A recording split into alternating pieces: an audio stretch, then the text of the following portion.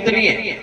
बहुत सारे परिवारों ने जब सती दादी को धोख देना बंद कर दिया था, पूजना बंद कर दिया था, जब संकट का समय घरों में आया, कहते हैं कि जब भय का समय जब घर में आया तो वापिस नतमस्तक होकर के और पूजा करने लगे।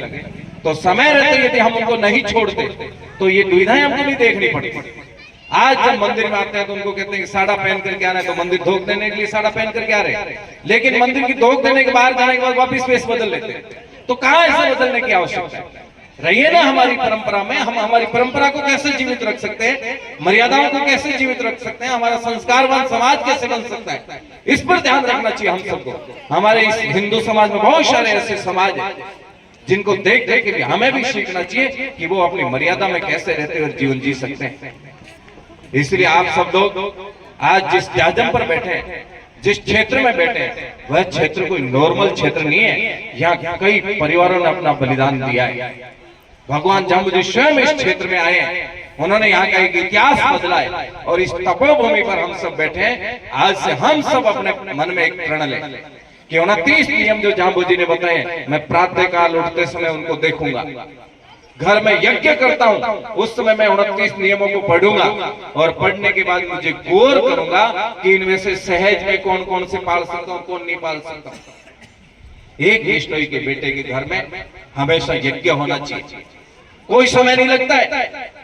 मैं 1999 से घर में यज्ञ करता हूं, 1999 से आज 2025 है, लगातार यज्ञ करता हूं घर में, लेकिन करने में कोई दिक्कत नहीं है।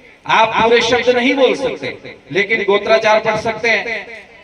गोत्राचार के बाद केवल 10 शब्दों का हमेशा पाठ कर लीजिए, पहले से लेकर के और 10 शब्द पढ़ लीजिए और अंत में शुक्ल हंस शब्द पढ़ लीजिए। दूसरे दिन पहला शब्द पढ़िए, 11 से 20 तक शब्द पढ़ लीजिए, लास्ट में शुक्ल हंस शब्द पढ़ लीजिए। मैं कहता हूं आप हर 12वें दिन 120 शब्दों का यज्ञ कर लोगे घर में, परिवार के सारे बच्चों को शब्दवाणी के शब्द याद हो जाएंगे। कहते हैं कि शब्दवाणी का एक एक शब्द इतना रहस्यमय, इतना गूढ़ शब्दों के अर्थ है कि वो धीरे धीरे पढ़ेंगे तो सारी दुनिया उसमें लग जाएगी। लेकिन इस पायदान पर हमको आगे बढ़ना पड़ेगा, आने वाली पीढ़ियों को ये दिखाना पड़ेगा।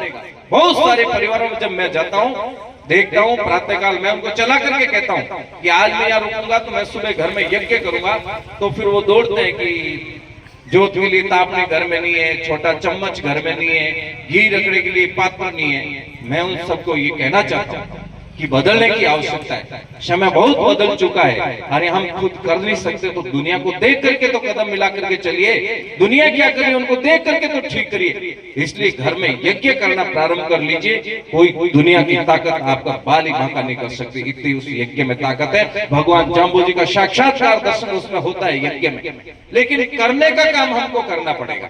केवल घर में एक आदमी कर लेता है, हम सारे निकल जाते हैं, उससे काम चलने वाला नहीं है। इसलिए हम सब यज्ञ करें और बच्चों को करवाएं, बच्चों को पास बिठा करके यज्ञ करें। तो मैं कहता हूं कि जो जाम्बू जी ने जिन जिन परंपराओं का निर्वहन करने के लिए आग्रह किया था, वो सारी की सारी परंपराएं चलती रहेगी। भगवान जाम्बू जी ने जितने जीवों का